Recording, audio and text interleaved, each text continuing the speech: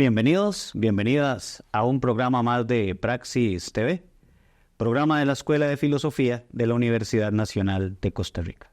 Y hoy, en este espacio al que hemos denominado Praxis TV, Diálogos Literarios, coproducción entre nuestra escuela y la editorial de la Universidad Nacional. El día de hoy vamos a conversar sobre este libro, un libro en 4 tomos, Proyección del Pensamiento y Obras Selectas de Alberto Martín Chavarría. Para conversar sobre este libro, nos acompaña como de costumbre en la co-conducción de este espacio Daniel Vindas. ¿Cómo está, Dani? Un gusto saludarlo, saludar a los invitados también y felicitarles por la edición de este tomo maravilloso. La verdad es que es un texto que me parece crucial para comprender la historia de Costa Rica, sin duda alguna, del siglo XX y actual. Sí, Daniel, un muy buen libro, y nos acompañan para hablar de él 2 de sus autores. Efraín Mejía Vindas, expresidente y fundador de la Asociación Solidarista del Patronato Nacional de la Infancia y actual miembro también de la Academia Solidarista. ¿Cómo estás, Efraín? Muy bien, muchas gracias, Esteban, y un gusto estar compartiendo esta mañana aquí con ustedes y dar el aporte de este gran pensador costarricense y latinoamericano. Sí, y también nos acompaña don Álvaro Villalobos Garro, expresidente de la Asociación Solidarista de la UNA, de la ASUNA, y también fundador de ella. ¿Cómo estás? Saludos, Esteban. Muchas gracias por el espacio que nos están abriendo acá para tener esta oportunidad de conversar al respecto. Muchas gracias, don Álvaro. Muchas gracias, don Efraín, también por acompañarnos el día de hoy. Y de paso saludamos detrás de cámaras a Efraín Cavallini, que fue otro de los autores de este libro, que nos acompaña en otras funciones, diríamos, el día de hoy. Y de paso, don Efraín es el coordinador de la cátedra Alberto Martín Chavarría de la Escuela de Planificación y Promoción Social de la UNA. Muy bien. Quisiera que empezáramos, ¿verdad?, por una pregunta que es casi que obvia, y normalmente trabajamos o empezamos así estos programas, y es cómo nace, primeramente, este libro, porque es un libro en 4 tomos, es un libro muy amplio, ¿verdad?, que además tiene una composición bastante peculiar, y es que cada una de sus etapas, ¿verdad?, y cada una de las formas en que está compuesto el libro, nos explica un poquito lo que viene, y después vienen incorporados, ¿verdad?, trabajos, artículos y demás de Alberto Martín en el libro. ¿Cómo surge este libro? Y muy importante, ¿por qué enfocarse en el pensamiento de Alberto Martín? Don Efraín, quizás empezamos. Tal vez sería importante en esto, es un proceso de 10 años que se realizó. Hay una etapa que a mí se me gustaría, antes de comenzar a hacer mi aporte, es la participación de Álvaro, porque Álvaro tuvo y Efraín en otro grupo esa parte de inicio para poder tener la idea de llevar adelante esta obra, y yo entro en el proceso en otra etapa más adelantada. Ok. Sí. Toca Álvaro. Sí, vamos a ver, cerca del 2006, cuando se constituye la Asociación Solidarista en la Universidad Nacional, y que tuvimos un tiempo previo de promoción de la organización, porque en aquel momento fue difícil constituir una asociación solidarista en la UNA, por las circunstancias que se pueden estudiar en su momento. Quienes estábamos liderando la organización, una vez que empezamos a estudiar sobre el tema de solidarismo, nos inquietó muchísimo, ¿verdad?, porque se trata de un movimiento social criollo, estico. Esto, curiosamente, a diferencia de otras corrientes, más bien nosotros estamos exportando este nivel de pensamiento. Y bueno, sí teníamos información de lo que había publicado, pero era publicaciones parciales y además dispersas. Entonces, quienes estamos liderando esta iniciativa desde la SOUNA, una primera iniciativa que se toma es crear un proyecto que se denominó Sedes de SOUNA Educa. Es un poco orientado al tema de la educación. Y quizás la tarea más fuerte con la que arrancamos fue precisamente todo el proceso de recolección de la obra, que como ya don Efraín Mejía nos cuenta, esto nos ha durado 10 años llegar a este momento. Por lo tanto, ha sido un proceso largo, hemos tenido que actuar de manera sistemática para lograr el propósito. Y bueno, comenzamos con la contratación en este proyecto de estudiantes asistentes. E igualmente recurrir a los familiares de don Alberto Martén, dígase los hijos, que tenían todo el material documental y bibliográfico en sus casas, en sus bodegas. Entonces, bueno, esa fue una manera de comenzar, ganarnos la confianza de ellos, visitarlos y, ¿por qué no? Tenemos que decirlo así, entrar a las bodegas donde está este material. Y eso implicó comenzar a abrir cajas, oficinas que estaban efectivamente con un rato de no ser atendidas. Y bueno, una vez que comenzamos a hacer la selección de material, evidentemente pasamos por el proceso de levantado de la información, que es escanear todo el material, ¿verdad? Entonces no solamente el trabajo con los familiares de don Alberto, sino también identificar material en el sistema bibliotecario del país y en otras fuentes para poder recolectar, pero sí había una necesidad. Entonces eso fue lo que sentimos, de que se publicara el pensamiento de don Alberto y en un material que fuera unificado, que no disperso como estaba, y en algunos casos había material que nunca había sido publicado. Uh-huh. Entonces, claro, por la incidencia que tenía el solidarismo en ese momento, ¿verdad? Por aspectos de carácter histórico que vamos a hablar, fue que tomamos esa decisión. Entonces, habrá que reconocer a los compañeros que asumieron el liderazgo de la Asociación Solidarista La Una por impulsar la iniciativa. En su momento, ese proceso se interrumpió a nivel del proyecto C2 Una Educa, y es cuando algunos tomamos una decisión de constituir la organización que hoy formamos parte, que es una organización sin fines de lucro en el marco de la Ley de Asociaciones 218, que es una asociación civil que se denomina Academia Solidarista Alberto Martén Echeverría, y al paso que habían quedado las cosas, nosotros le dimos seguimiento. En el tiempo tenemos que decir que nos aliamos evidentemente a la Universidad Nacional mediante un convenio, y posteriormente comenzamos a trabajar todo el proceso ya de la publicación, pero ha sido un proceso muy largo, como señalábamos, y en esto hay que reconocer el aporte de muchísimas personas en el camino, pero sin duda hay que mencionar a los dos Efraín que nos acompañan, Efraín Cavallini, que como decíamos es el coordinador de la cátedra Alberto Martén Echeverría, que se constituye por primera vez en el marco del convenio establecido, y don Efraín Mejía, que es el editor de contenido por su formación en historia y por su perfil como solidarista de siempre, ¿verdad? Entonces, creo que por ahí expreso cuáles fueron las razones por las cuales nos movió tener esto. Creemos que es un aporte al país y al pensamiento latinoamericano, y por qué no decirlo con intenciones de que sea traducido a otros idiomas para que lo conozcan también en otras latitudes. Uh-huh. Don Efraín, ahora sí, porque dice Álvaro una cuestión interesante, tu formación en historia. Yo me imagino, ¿verdad?, como un historiador, lo que implicó sentarse, encontrar ese montón de archivos y empezar a hacer todo ese trabajo, ¿verdad?, que vemos reflejado en este libro. Y algo que mencionaba fuera de cámara, un autor que había estado a la sombra, llamémosle de alguna forma. Sí, correcto, Esteban. Establecer el hilo conductor para llevar adelante la conformación de toda la obra, tuvo que darle bastante pensamiento al inicio y tomar en cuenta todos los criterios técnicos en ese sentido.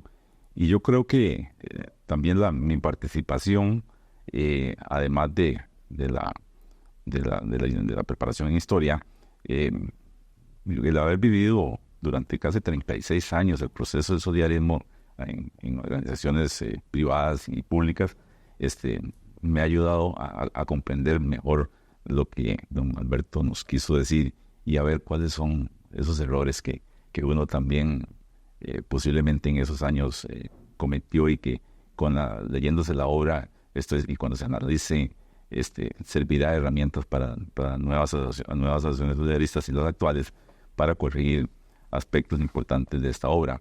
El recopilar, reunir, clasificar, ordenar todos estos documentos, me llevó una parte interesante porque resulta ser que él escribió durante un lapso de casi 50 años, ¿verdad? Entonces, las propuestas iniciales, ¿verdad? Discursos,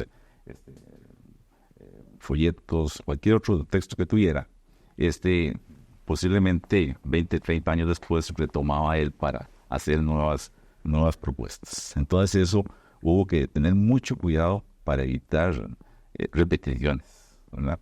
Hubo que tener cuidado también en el texto con el vocabulario utilizado. Es un vocabulario interesante y que como instructivo también, que en cierto momento nos obligaba a uno también a tener que recurrir a otros medios para dilucidar qué es lo que nos quería decir, pero también tiene inmerso, ubicándose en los diferentes periodos, en las épocas, términos que posiblemente las generaciones actuales no entenderían, de saber que traducirlos, ¿verdad? Y voy a poner un ejemplo para que se entienda lo que estoy diciendo. Si en aquel momento no era fácil la televisión, no era fácil otros medios, sino que lo que utilizaba era la prensa, y ir a los cines a pasar mensajes. Don Alberto lo hacía pasando mensajes, ¿verdad? En el cual él decía, yo fui a tanda de uno. Yo digo de tanda de una, a una persona ahora no sabe de qué se trata, hay que hacer una explicación de eso. Y así muchos términos muy interesantes, que hay uno que me gusta montones, pero que todo lo voy a decir ahora, y al final recuérdenme porque a ustedes les va a gustar, y está todavía muy actual. Entonces, en ese sentido, eso nos va a servir. De esta forma, hicimos el hilo conductual de la obra, y al mismo tiempo, pues llegamos a poner al servicio del país una obra que no existía, que el mismo don Alberto había propuesto que existiera una cantidad de documentos alrededor del socialismo que no existían en ningún lado, y al mismo tiempo resaltar la figura de él, porque lo que iniciamos como un asunto del proyecto del solidarismo, también está el asunto del pensamiento que tuvimos incluido, y por eso el tema se llama así, proyección ¿cómo se llama? Del pensamiento y obras de don Alberto Martín. Y de esta forma, pues le estamos dando al país una obra que consideramos que es muy importante, y al mismo tiempo es una obra donde rescatamos ¿cómo se llama? El valor, digamos, de conservar la literatura importante de este país. Bueno, en el poquito tiempo que nos queda en este bloque, ¿verdad? A mí me gustaría como repasar acontecimientos, tal vez, ¿verdad? En la política nacional, sobre todo los años 40, porque hay un dato interesante que es el auge, por decirlo así, o por lo menos sabiendo el auge, ¿verdad? Sino la germinación del solidarismo en 1947. No había estallado todavía la guerra civil, ¿verdad? Hay que decir que también Alberto Martín, aparte de intelectual, me parece, ¿verdad? Y lo llamaría un ecónomo, un ideólogo, ¿verdad? En el término más amplio de la palabra. Aparte de ser esto, pues también fue comandante, digamos, segundo comandante en ejército del 48 de Liberación, ¿verdad? Entonces fue parte de la revolución que plantearon en ese entonces el Partido de Liberación Nacional, ¿verdad? Su idea de revolución. Pero también él estuvo ahí escribiendo textos que van desde lo periodístico hasta lo más académico, ¿verdad? Tenemos unos principios de economía política en 1944 ya, textos tempranos del autor. Una teoría metafísica del dinero, por ejemplo, de la cual podemos hablar en los siguientes bloques. Y también el texto del 61, por ejemplo, que es sobre la capitalización universal. Un tema importantísimo para ampliar en los próximos bloques, ¿verdad? Lo que comenta Efraín sobre el lenguaje es muy interesante porque es muy fino, muy intelectual en lo que escribe, pero algunas veces es también un poco más coloquial, algunas veces exhortativo y hasta sarcástico, ¿verdad? Entonces le pone un poco el tono cotidiano a los textos sin perder por ello, digamos, el carácter intelectual.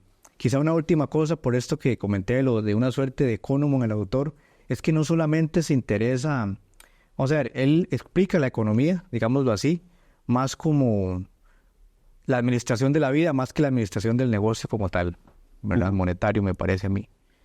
Y entonces se ocupa de temas muy interesantes como la cuestión del alcoholismo, por ejemplo, ¿verdad? Criticando medidas represivas de otros países que por prohibir el alcoholismo, por ejemplo, había desembocado ese tipo de actos o de políticas represivas, había desembocado más bien en organizaciones contrabandistas del licor, por decirlo así. Entonces interesó en cuestiones que tienen que ver con la vida humana, ¿verdad?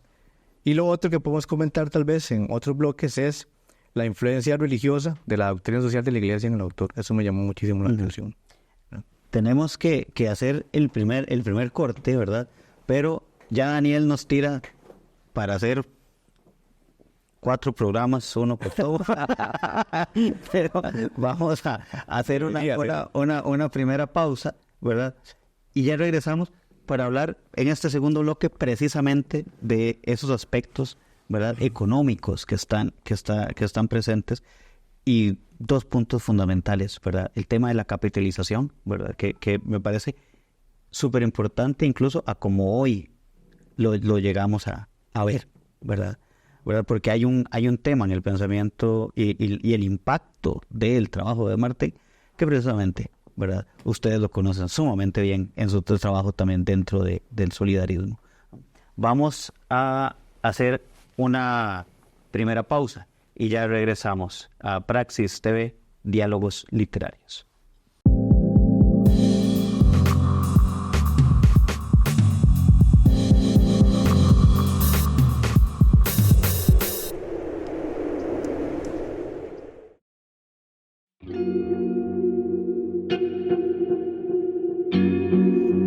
¿Te has preguntado alguna vez qué es la filosofía? Bueno, la filosofía es la búsqueda del conocimiento de todas las cosas, del mundo, de la naturaleza, del ser humano. Es ir en búsqueda de la verdad. La filosofía se compone de distintas áreas que de manera crítica intentan analizar las relaciones entre los seres humanos, las relaciones con otras criaturas, la forma como conocemos y cómo razonamos sobre el mundo. La ética es la disciplina filosófica que estudia el bien y el mal, sus relaciones con la moral y el comportamiento humano en sociedad.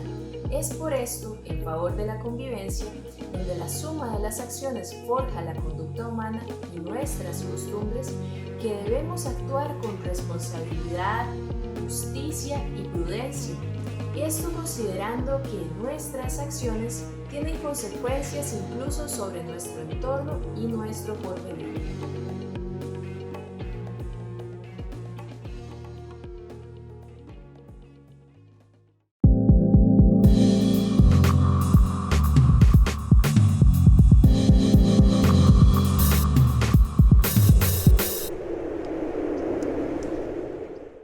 Bienvenidos, bienvenidas de nuevo a Praxis TV, Diálogos Literarios, coproducción entre la Escuela de Filosofía y la editorial de la Universidad Nacional de Costa Rica. Y continuamos conversando sobre este libro que tenemos acá en la mesa en 4 tomos, sobre la proyección del pensamiento y obras selectas de Alberto Martín Chavarría. Y continuamos conversando con 2 de los editores de esta obra, don Álvaro Villalobos y don Efraín Mejía. Ya terminando el bloque anterior, Daniel nos planteaba algunas líneas. Sin embargo, podríamos iniciar este segundo bloque con una acotación que nos hacía don Álvaro en el corte, y es enfocarnos un poco en la figura de Alberto Martín, y también de esta forma también poder entender parte de su pensamiento, ¿verdad? Y además en el contexto en el que se va desenvolviendo. Entonces, don Álvaro, si damos paso a ese otro. Muchas gracias, Sam, y a toda la audiencia, compañeros que nos acompañan acá. Vamos a ver, hablar de don Alberto Martén requeriríamos bastante tiempo. De hecho, de manera conjunta logramos publicar la biografía completa, que es un documento aparte. Aquí aparece en la publicación de las obras, pero tenemos un documento totalmente desarrollado con respecto a la figura de don Alberto, que es un material que también ponemos a disposición.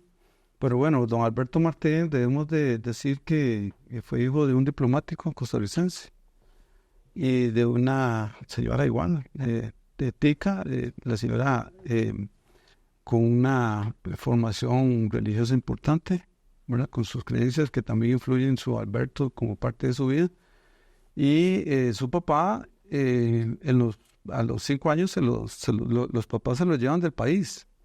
Se lo llevan precisamente para Europa, y es ahí donde empieza a desarrollar su capacidad intelectual por medio de los estudios desde niño hasta edades de su juventud. Eso evidentemente contribuye de manera significativa a ser una persona erudita en todo sentido de la palabra. Le permite ser un estudioso, pues le gustaba meterse en las bibliotecas, evidentemente al manejo de varios idiomas. Don Alberto, políglota, tenía un manejo como de 5 o 6 idiomas. Eso nos da una idea también incluso me voy a brincar algunas cosas para decir que a su regreso al país y viene a estudiar acá en secundaria, y entre sus compañeros estaba don Pepe Figueres. Don Pepe era en aquel momento el mejor estudiante, ¿verdad? El de las notas, y cuando llegó don Alberto, imagínense quién pasó a ser el primero. Entonces, ese es un detalle anecdótico que, por qué no decirlo, trascendió en el tiempo en la relación de muy amigos que tenían, de mucha amistad entre ellos, pero eso no dejó de ser un ingrediente que don José Figueres lo tuvo ahí siempre presente, ¿verdad? Que lo desplazaron de su lugar. Bueno, debemos decir entonces que allá fue donde don Alberto estudia toda la teoría del solidarismo. Podemos hablar de solidarismo europeo con toda la influencia del pensamiento que había en aquel momento. Toma las ideas originales sobre asociatividad, lo importante de que estemos agrupados. Eso lo toma de 2 autores por allá en Europa, un alemán, y luego todo el concepto de la solidaridad, que es verdad, un concepto muy, muy rico para estudiarlo. Bajo esos 2 ámbitos, entonces, de que se trae sus ideas, y cuando está en el país, lo que encuentra es una situación de enfrentamiento, ¿verdad? Se enfrentan los trabajadores y se enfrentan los patronos. Entonces era un enfrentamiento que evidentemente traía un problema de desventaja para todos. El país estaba dividido en bloques y era una polarización, y Alberto creemos que su gran aporte vino a ser que encontró una fórmula para encontrar armonía en aquellos momentos de convulsión. Estamos hablando de que sus primeras ideas las da un 15 de septiembre de 1947 al país. Precisamente a propósito de lo que se hablaba anteriormente, que fue previo a la revolución civil del país. Entonces, bueno, él lanza sus ideas, y en ese momento fue en reunión con empresarios. Fue muy bien recibida la idea, y entonces, evidentemente, por esa respuesta, él luego continúa su proceso de impulso ya en reunión con trabajadores. Decíamos ahora en el corte que estas ideas de don Alberto hoy por hoy significan una forma de materializar la distribución de la riqueza, que es un precepto constitucional, ¿verdad? Y esto no es un decir, es simplemente ver los estados financieros de las asociaciones solidaristas, o ver el impacto que tienen las asociaciones solidaristas en la economía. Entonces estamos hablando de economía social, y estamos hablando de que don Alberto, si bien es cierto, él se formó en Derecho, pero su vida lo llevó a dar clases en Economía en la Universidad Nacional, y ahí fue donde reforzó todas sus ideas que traía de Europa. Eso evidentemente es un repaso absolutamente muy rápido que implica, a propósito, este folleto que traje es una copia fiel de lo que don Alberto comenzó a difundir. el conocimiento sobre el solidarismo que ya se denominó solidarismo costarricense. Y empezamos a ver ese movimiento absolutamente de carácter criollo. Y aquí básicamente don Alberto lo define como una propuesta que implica un plan de ahorro y educación. Vean la definición nomás desde sus inicios, ¿verdad? Plan de ahorro y educación. Y decía, ¿para qué quiero? Aquí en un folleto se puede encontrar, está publicado el contenido de este folleto en las obras, y así dice, para lograr tener personas cultas y solventes. Evidentemente estábamos haciendo un cambio de paradigma de todo lo que estaba discutiendo en ese momento del país, y creemos que es parte del secreto de por qué lo reciben de manera beneplácita los sectores laborales del país y todo el sector empresarial. Don Efraín, ahí en esta misma línea, ¿verdad? Y aprovechándonos de la formación en historia, porque aquí hay un elemento importantísimo en todo lo que plantea don Álvaro, y es ese contexto 47, previo a la revolución del 48, ¿verdad? El ascenso de las garantías sociales, la aprobación de las garantías sociales, ¿verdad?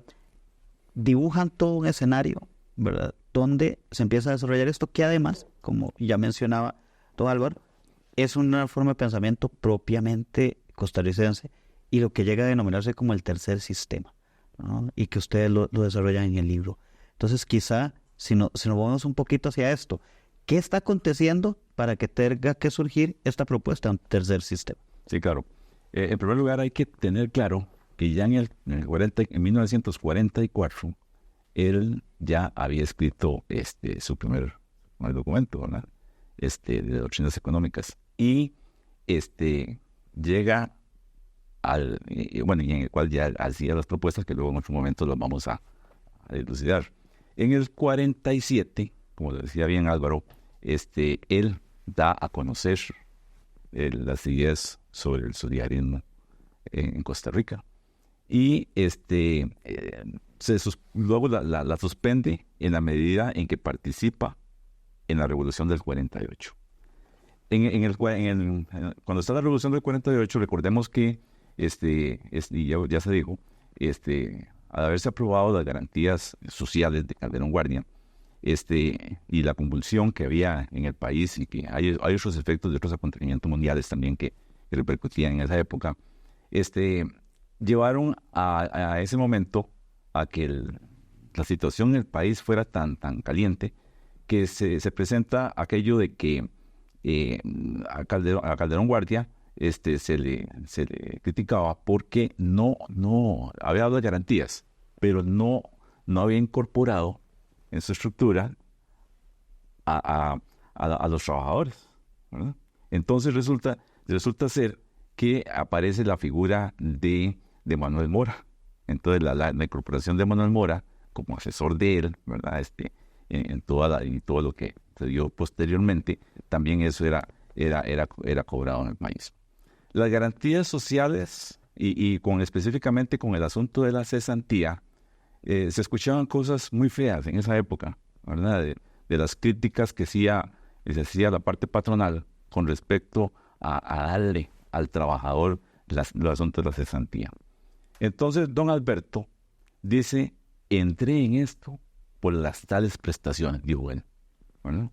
Cuando llegó a ofrecerle a los patronos que si él tenía que pagarles al final de su periodo laboral esa cesantía, que por qué no hacerlo mejor en tractos, que por qué no hacerlo mejor en partes, para que de una u otra forma no tuviera que hacer ese gasto total y al mismo tiempo el trabajador tuviera un ahorro y fuera creando un patrimonio, ¿verdad?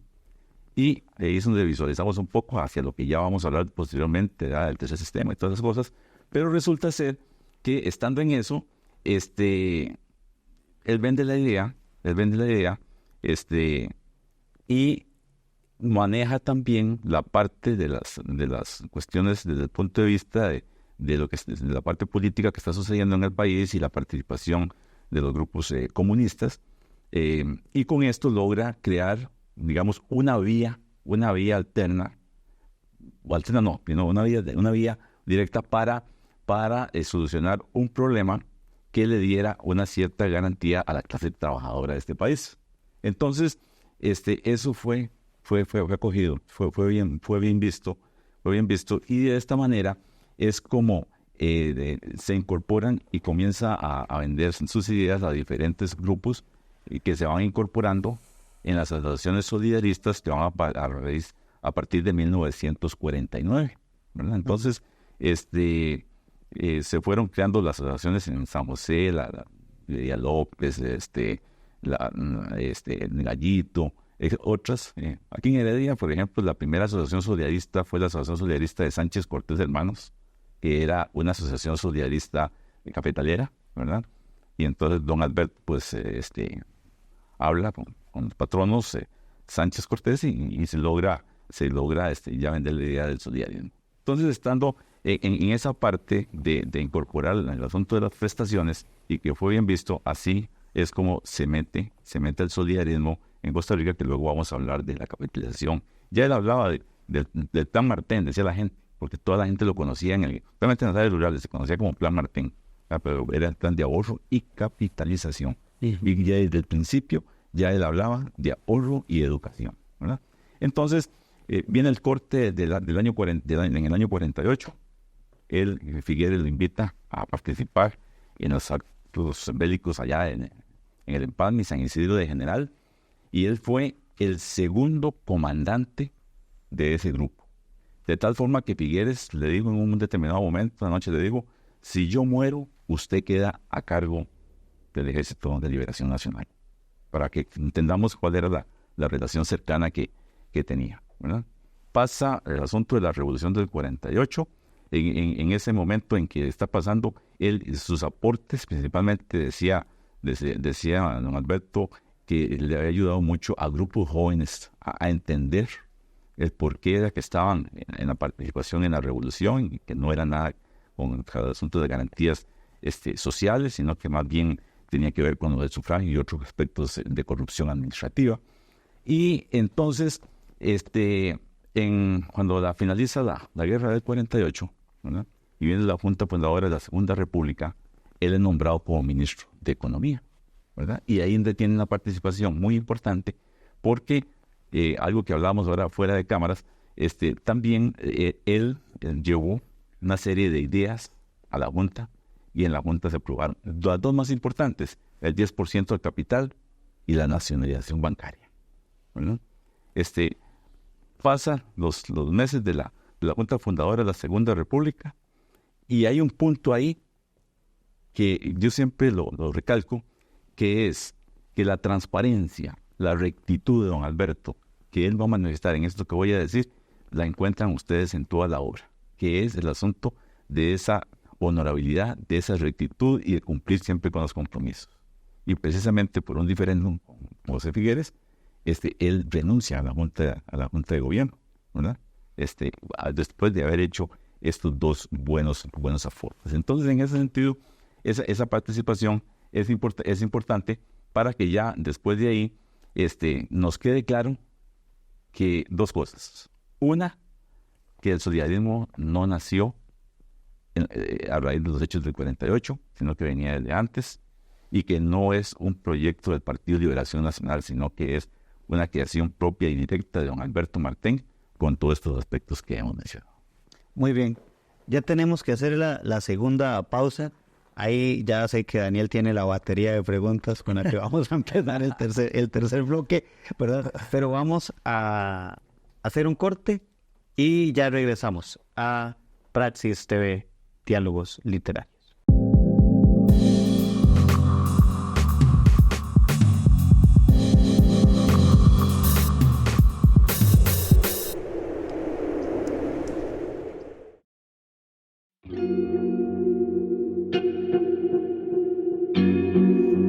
¿Te has preguntado alguna vez qué es la filosofía? Bueno, la filosofía es la búsqueda del conocimiento de todas las cosas. Del mundo, de la naturaleza, del ser humano. Es ir en búsqueda de la verdad. La filosofía se compone de distintas áreas que de manera crítica intentan analizar las relaciones entre los seres humanos, las relaciones con otras criaturas, la forma como conocemos y cómo razonamos sobre el mundo. ¿Por qué filosofía? En mi caso, yo ya había cursado una carrera en economía y una en estadística, trabajo en investigación y me di cuenta que realmente me es súper necesario desarrollar este pensamiento crítico objetivo que siento que es posible desarrollarlo dentro de la carrera de filosofía. La filosofía me abre una puerta constante en la búsqueda del conocimiento. Me ayuda a criticar, a debatir, dialogar y argumentar. También me ayuda a ser no solo una mera espectadora del mundo, sino un ser activo, para poder descongelar los pensamientos, buscar los vacíos y luego llevar todo a la práctica.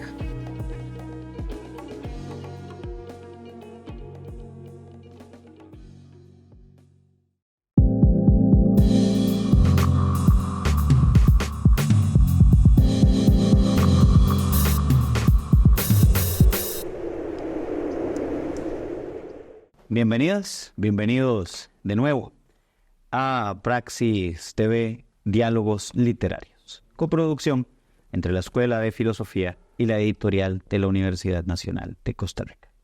Continuamos conversando sobre este libro que tenemos el día de hoy, sobre la proyección del pensamiento y las obras selectas de Alberto Martín Chavarría. Dani, te voy a dar la palabra a vos para arrancar este tercer bloque, ¿verdad? Teniendo en cuenta y que todas las personas que nos ven también, que de lo que hemos hablado acá es solo una pincelada de todo lo que está en estos 4 tomos, que les recomendamos que se den una vuelta por la editorial de la universidad, por la librería, por el catálogo que está en la página web, y puedan adquirirlo, puedan leer el libro, que como bien decía Daniel al inicio, es un aporte histórico enorme al pensamiento costarricense y que vale la pena ser discutido. Entonces, Dani. Sí, hay una noción del autor que me llama la atención, que es la de prepotencia económica despótica. Lo hace cuando analiza la Costa Rica de inicios del siglo XX, a propósito de lo que ha dicho Efraín, ¿verdad? Que no es algo que aparece de la nada en los 40, ¿no? Proviene de un análisis del autor desde la década del siglo XX, cuando habla del grupo de la Boñiga o algo así, un grupo en Cartago, ¿verdad? De oligarquías, de eso podemos hablar ahorita. Vía Marx, creo yo, El Capital sobre todo, y vía Doctrina Social de la Iglesia, ¿verdad? En Pío XI y la famosa Rerum Novarum, por ejemplo, el autor toma esa noción de la prepotencia económica despótica precisamente para criticar la concentración de la riqueza en familias, ¿verdad? Yo quisiera, ¿verdad?, saber, en este caso, a través de los invitados, Efraín, ¿verdad?, y Álvaro, ¿cómo ven esa crítica que hace el autor? Porque a mí me parece que es un aporte importante. La crítica que hace el autor, digamos, a esa visión oligárquica de la administración de la riqueza, ¿verdad? Y cómo se materializa en ese texto, Teoría Metafísica del Dinero, que es del 51, y también en la idea de capitalización universal hacia la década de los 60, por ejemplo, ¿verdad? Ok. Bien. Retomemos el asunto de que don Alberto toma para llevar adelante sus ideas el solidarismo europeo. Por eso nosotros ahora hablamos de solidarismo costarricense, ¿verdad? Entonces, está esas ideas de los pensadores europeos, está el asunto de la praxis, de la ¿cómo se llama? Perdón, de las propuestas, más bien de la Iglesia Católica, a través de la doctrina social de la Iglesia. Luego tenemos también las particularidades del ser costarricense, ¿verdad? Digo que esos elementos hay que manejarlos. A don Alberto no le decía él que no le interesaba la discusión tanto en libros, en programas, en la radio, en periódicos, sino que lo que le interesaba era resolver un problema del país. Y el problema que tenía que resolver es la pobreza, ¿verdad? y que lo que él estaba planteando es una vía en la cual el trabajador tuviera mejores condiciones económicas, sociales, y que al mismo tiempo tuviera esa participación que no solo se había dado a través de los grupos, como usted lo menciona, Daniel, sino que más bien existiera la participación del trabajador. Él desde un principio habla, y Álvaro lo enseñó, de plan de ahorro y capitalización, ¿verdad? Ya desde ese momento él venía con la idea de capitalización. Cuando él, llegado un momento, plantea lo de la capitalización universal, es unas ideas que don Alberto pone después de un análisis concienzudo de todo esto que he mencionado, y sobre ese postulado económico, político y teórico que existieron, y ponerlo en práctica a través de cómo, a través de crear empresas. Recordemos que en esos momentos casi que las asociaciones federalistas iban orientadas hacia la parte privada, no es como hoy que tenemos asociaciones federalistas en la administración pública.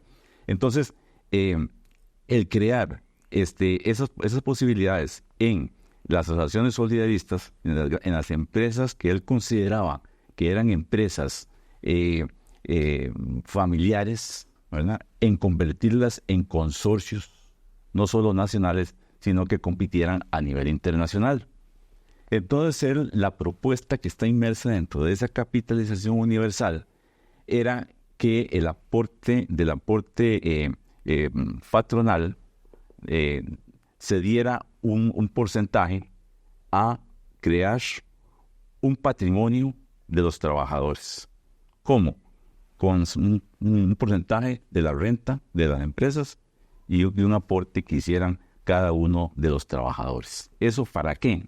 Para crear su propio patrimonio, que iba a ser administrado por un banco que él propuso. Y ese banco más bien fue como la idea adelantada de lo que fue después el Banco Popular.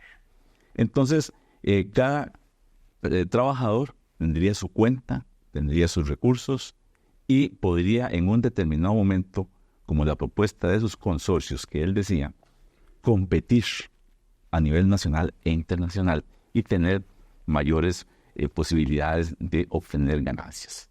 Recordemos que, y eso lo recalca él en toda la obra, que lo principal en el solidarismo es también la producción. ¿Y por qué la producción? Porque en el crecimiento de la producción está la repartición de la riqueza. Entonces, en eso él lo plantea también. Estas ideas de la capitalización universal la siguió manejando hasta que ahí en los años 76 se le invitó a él a una comisión en la Asamblea Legislativa para hacer una propuesta, ¿verdad?, que llevara a incorporar estas ideas de él en un capítulo de garantías económicas. Entonces él decía que como habían garantías sociales, debían de haber garantías económicas también, porque nada hacíamos con darle una serie de beneficios al pueblo si estaban en la pobreza. Entonces él se encamina por ahí. De ahí que hace la propuesta del proyecto tal y al mismo tiempo incorpora un código económico. Ese código económico lo que hace es como instrumentalizar el proyecto del capítulo de garantías económicas que serían incorporados en la Constitución. Entonces eso llevaría a una revolución económica. Es lo que él planteaba. Entonces, en ese sentido, eso era parte de lo que usted preguntaba al inicio y en ciertos grupos que ya estaban manejando el poder económico en el país. Esto nos lleva a que de una u otra forma este pequeño análisis rápido de la capitalización universal, hoy lo retomemos con otros elementos que luego posiblemente Álvaro los va a mencionar y que contribuiría a pensar en que en realidad esa era la propuesta de don Alberto de una forma así como muy concreta que se desarrolla ampliamente en el libro. Muy bien. Don Álvaro, ya vamos en el cierre del programa y quisiéramos también conversar un poco sobre el escenario actual, ¿verdad? De el solidarismo en Costa Rica, ¿verdad? Y antes que eso también quisiera preguntarte sobre precisamente la influencia entonces y el impacto del pensamiento de Alberto Martín y de esas ideas hoy. ¿Dónde las vemos, ¿verdad? Y cómo las vemos, ¿verdad? Realmente en nuestra cotidianidad, en vivir como trabajadores también. Bien, debo decir que el planteamiento de don Alberto fue tan rico que de haber logrado lo que Efraín explica del capítulo Garantías Económicas de carácter constitucional más el Código Económico, seríamos el primer país del mundo en tenerlo. Tenemos las garantías sociales, pero no tenemos el contrapeso, decía don Alberto. Así como tenemos educación, tenemos el sufragio, tenemos garantías sociales, también tenemos que tener garantías económicas, porque de lo contrario se da la concentración de la riqueza. Y eso es un punto que absolutamente es necesario reconocerlo. Esteban, el peso del solidarismo en la actualidad, bueno, vamos a ver, el solidarismo costarricense se materializa en asociaciones de solidaristas. Las asociaciones solidaristas son organizaciones sociales por definición de ley. Entonces, que tienen un carácter laboral, es decir, solo se pueden hacer asociaciones solidaristas donde se dé el concepto de empleo, de trabajo. Es decir, yo en mi barrio no puedo hacer una asociación solidarista salvo que haya una empresa que esté registrada, etcétera, etcétera, y tenga trabajadores. La ley dice que se ocupa mínimo de 12 trabajadores para constituir una asociación solidarista. Bueno, en este momento, con los últimos datos que publicaron los compañeros del Movimiento Solidarista para el año 2022, lo que nos dice es que hay 1.427 asociaciones solidaristas. Esa es una cifra que se ha venido manteniendo con alguna constancia, sin crecimiento, sin que disminuya, pero si uno hace un análisis histórico, en una serie cronológica, se va a dar cuenta que hay más asociaciones solidaristas que han desaparecido, que se han fusionado o que simplemente las han cerrado los empresarios, que de las que se mantienen vigentes. Entonces, bueno, todo eso implica un tema para tratar. En este momento hay 360.408 datos de 2022 de personas solidaristas, de personas que están afiliadas a una asociación solidarista. Bueno, eso que representa un patrimonio cercano a los 2.500 millones de dólares.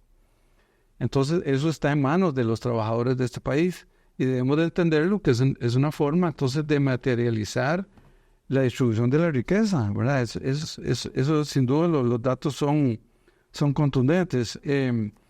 Esa participación representa un 2.4 del Producto Interno Bruto de este país, ¿verdad? Entonces, cuando hablamos de que hay momentos en que las asociaciones y el solidarismo general les ha atacado con reformas a la ley, con nuevas leyes que afectan al solidarismo, entonces la única manera de poder entender es que los verdaderos enemigos están en ciertos sectores políticos y económicos de este país que no quieren que la riqueza se distribuya como corresponde, ¿verdad? Y estamos hablando de economía social, que es donde participan los trabajadores.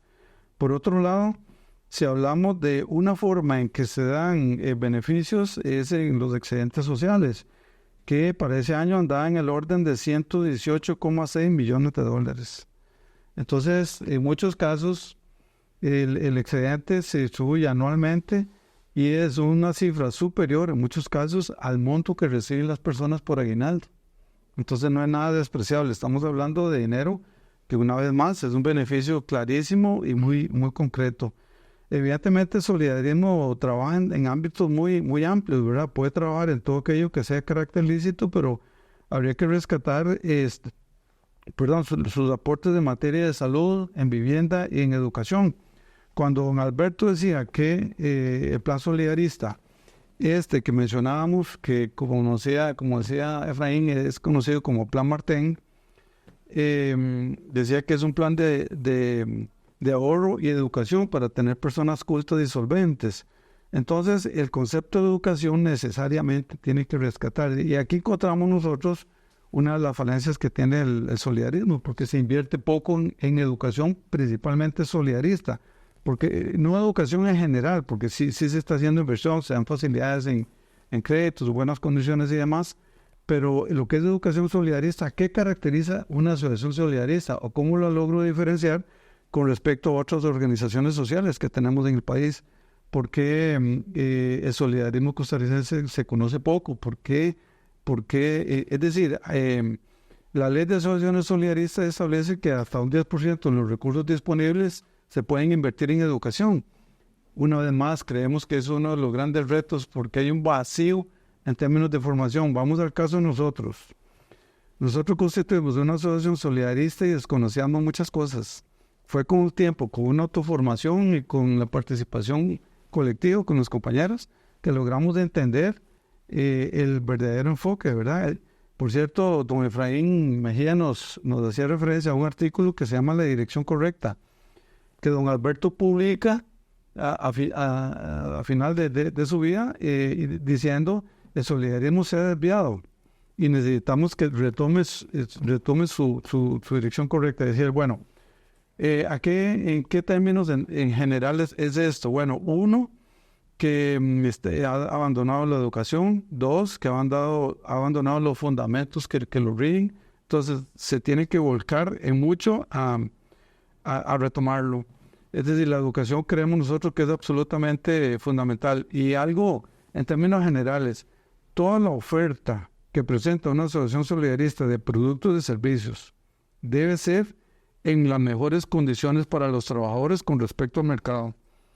Si ustedes quieren ahorrar de manera adicional en diferentes líneas, tienen que ahorrarlo, pero ese ahorro tiene que tener un estímulo superior a lo que el mercado está dando.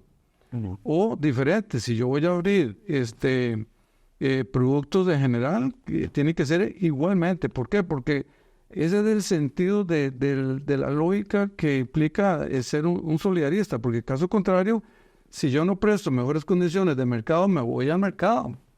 Busco otra opción para satisfacer mis necesidades. Bueno, las asociaciones solidaristas decíamos que por definición de ley son organizaciones sociales que se constituyen para satisfacer necesidades y aspiraciones de los trabajadores. Entonces, una de las grandes amenazas es cuando, producto del estudio, nos damos cuenta que la ley orgánica del Banco Central, el artículo 117, el Banco Central logra la modificación para que las asociaciones solidaristas se incorporen y se les califique como entidades financieras. Imagínense ustedes lo que implica esa denaturalización.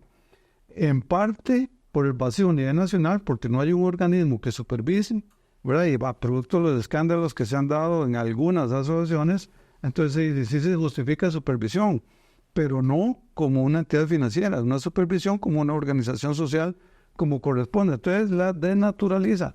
Y en este sentido, eso es una de las propuestas que formulamos desde la Academia Solidarista, con el apoyo de compañeros de asociaciones solidaristas de las universidades estatales, con el apoyo de otras organizaciones, de un bloque que tenemos a nivel nacional que definimos como Alianza Solidarista, planteando una reforma, decíamos, que está en el Congreso, que está en la Asamblea Legislativa, y que uno de esos artículos propone que se elimine la mención de las asociaciones solidaristas de ese artículo que les califica entidades financieras, para que realmente mantenga su condición, como dice la ley, de asociaciones como organizaciones sociales. También una de las reformas que llevamos es para que el tema de la educación no es si yo quiero promover la educación, en este momento está de manera facultativa, si la quiero impulsar o no. Y creemos que debe ser de manera coercitiva. Es necesaria la inversión en educación solidarista para que cambiemos de rumbo. Creemos que, bueno, las asociaciones solidaristas ya tienen rango constitucional, que es muy importante, y en este sentido está protegido todo el cuerpo de normas inferiores, dígase la ley de asociaciones solidaristas, el reglamento de la ley, dígase otras normas. Y bueno, se puede promover tanto en el sector público como en el privado. Y creemos nosotros que a nivel nacional hace falta una política de Estado que diga vamos a fortalecer. ¿Por qué? Porque bueno, vean los datos, ¿verdad? Eso no nos deja mentir. A nivel de organizaciones sociales, o diferente, del parque empresarial que hay en el país, solamente el 2,2% tiene asociación solidarista. Es decir, podemos crecer casi un 98%, con el detalle de que al menos deben contarse con 12 trabajadores según la ley. Eso es un dato. O veamos el otro dato. Con casi 400,000 personas afiliadas, andan el 24% de toda la población laboral del país. Significa que más del 75% de trabajadores de este país todavía no se benefician del solidarismo. Entonces, bueno, y nosotros que estamos convencidos de que esto beneficia a los trabajadores, con datos concretos, creemos que podemos reafirmar esto, y sin duda, con una política de fortalecimiento de las asociaciones solidaristas, creemos que podemos impulsar un concepto que se denomina como la universalización del solidarismo. Y es que la estadística no miente, ¿verdad? Nosotros cogemos los datos de la variable de número de personas asociadas, o tomamos la variable de número de asociaciones y nos damos cuenta que es constante en el tiempo. Ya no crece, ya no desciende, se mantiene, y eso es evidencia de que debemos hacer algo.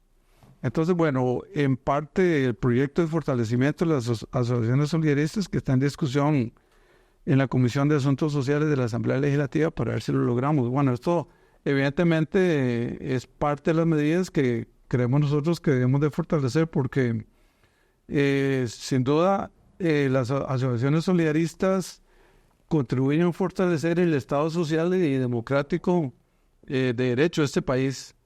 Y si somos consecuentes con este esquema, con este modelo, debemos actuar en función de él. Muchas gracias, don Álvaro, Efraín, muchísimas gracias, Dani, como siempre, un gusto, y muchas gracias a todos y a todas ustedes por acompañarnos el día de hoy. Y hoy nos vamos con un cortometraje de el productor nacional Fabián González Alvarado, y esto que se llama La sangre de nuestros valientes. Hasta la próxima. Chao.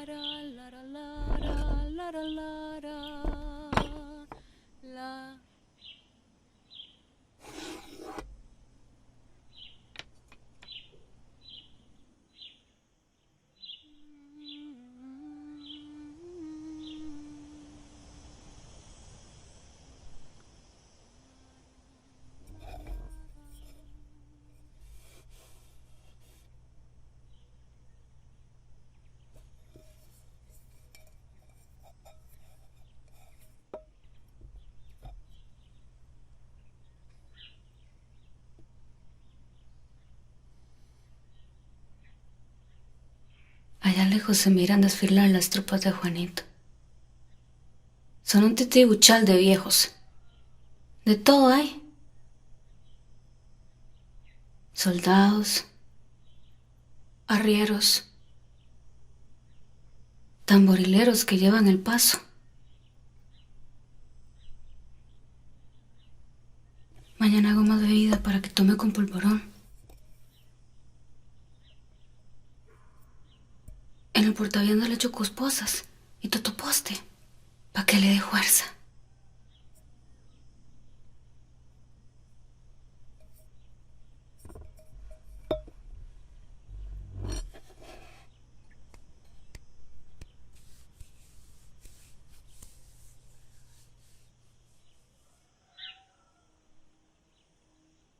Cuando lo vea pasar a la cerca, se me va a apagar el fogón y se me va a entumir el alma.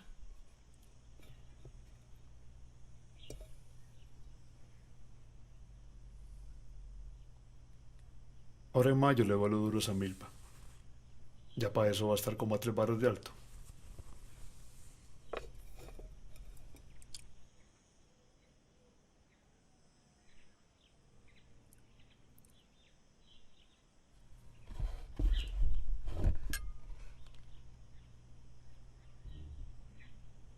En mayo yo voy a estar acá con usted para aprenderle los tizones.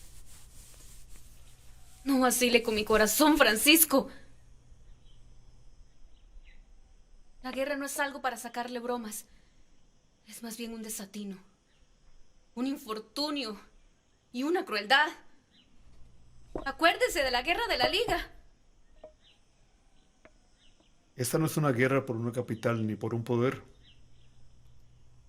Esta es una lucha más bien por nuestra libertad, por nuestra independencia, por nuestra patria. Patria, independencia. Son palabras que todavía no entiendo. Ah, pero se entiende la paz. Esa paz venturosa, como dice don Juanito. ¿Cuál paz, hombre? Desde que nos llegó el anuncio de nuestra independencia, no han hecho otra cosa más que disputar el poder. A punta de fusil. Dígame pues, mujer, ¿por qué por culpa de unos condenados traidores a la patria debo yo dejar de luchar por ella y defenderla? ¿Por qué habría yo de sentarme a criticar a aquellos malditos y no hacer nada? ¿Por qué sus terribles actos han de impedirme a mí marchar junto a mis hermanos como un solo cuerpo? Así nos querría el enemigo, separados y destruyéndonos a nosotros mismos. El enredo que tengo en la cabeza no es tan grande como el dolor que siento.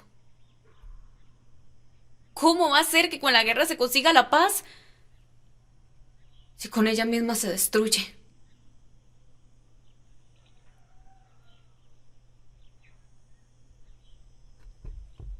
¿Y si esas grandes manos suyas que arrancan las raíces de la tierra y me erizan la piel se manchan con otra sangre? No se preocupe, mujer. Si extermino uno de esos verdugos, Dios no me va a castigar por eso. No son hombres, porque merecen morir más que otros, que nosotros. ¿No amarán ellos también a sus mujeres?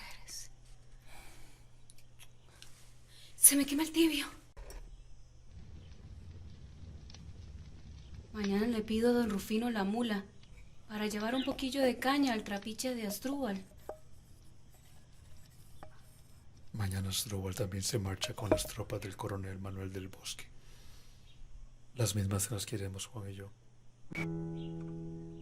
Mañana es 4 de marzo.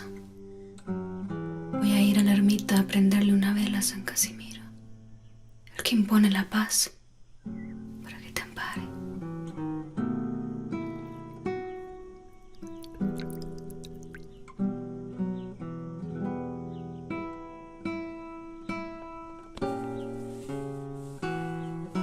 No se me vaya en marzo. No se me vaya en abril. Regrese a cortar la milpa antes de mayo. Que ya va a estar como de 2 varas. Que yo no puedo sola, Francisco.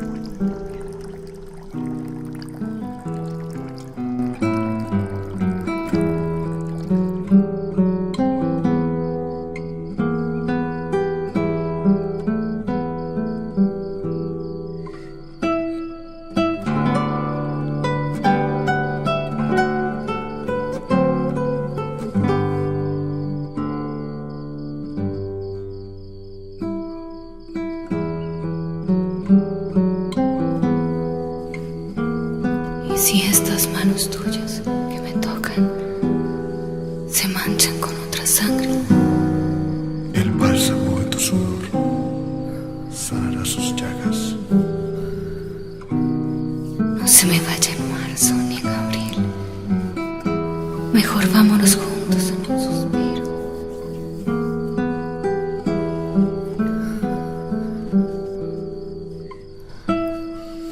Me voy a ir por tus montes del aguacate. Bajaré hasta la ardiente Liberia.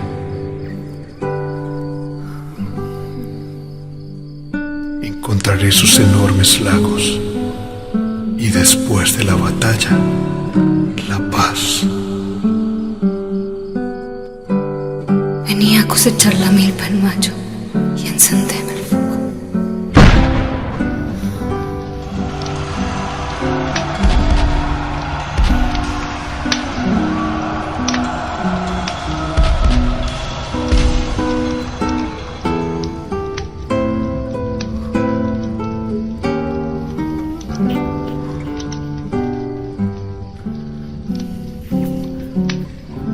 Deja que la luz refleje mi clamor esta noche, que no encuentro color para tu ausencia.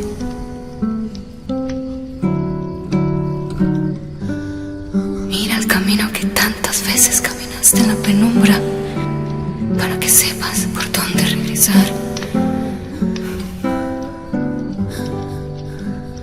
¿Qué haces, mujer? No te preocupes, amor. Si Dios no me lo castiga por matar, entonces menos nos castigará por esto.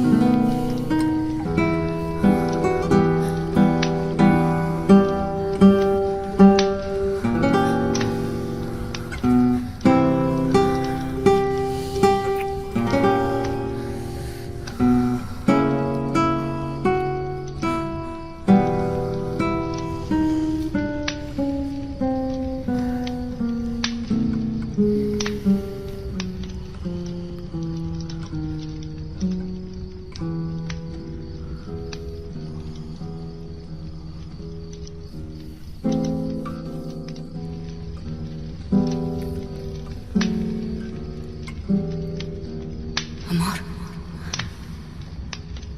¿cuál es el color de tu ausencia en la penumbra? ¿Cuál es el color de la patria?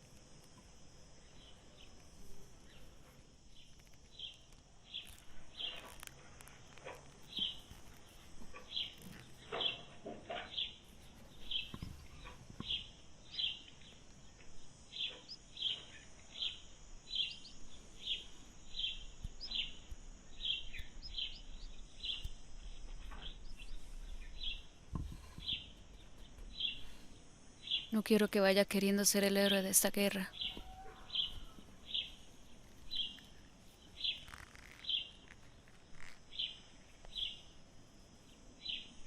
En esta lucha solamente habrá un héroe, a quien la patria rendirá gloria y honores. El valiente Juanito Mora. Habremos de recordarlo por todos los tiempos, como la fuerza que luchó por la libertad en contra de cualquier imperio que quisiera usurparla. No crea, Francisco. A veces en la guerra, hasta el más humilde decide arriesgar su vida.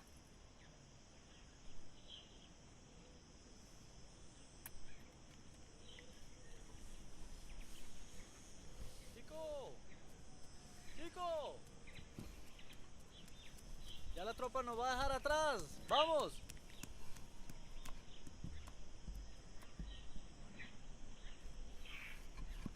¿Cómo está, señora? Ay, condenado muchacho. Cambiando el tambor por ese rifle. Va a ponerse a jugar de valiente. Cuide mucho a ese muchacho, Francisco. Mire que es lo único que tiene doña Manuela. ¿Qué le va a pasar? No es que él no es un soldado, es un músico.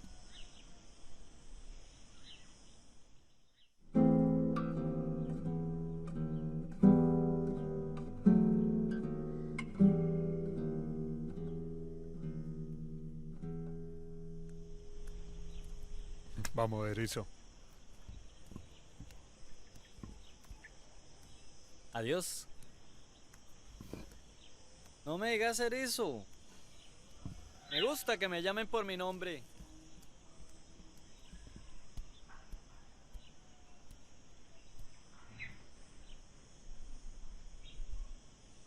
Juan, decime una cosa.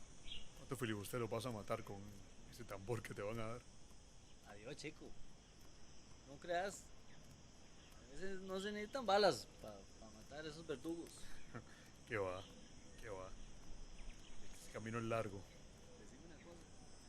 ¿Vos quién te amarró esos caites? Ya, y lo intentó mi mujer, pero yo creo que pude.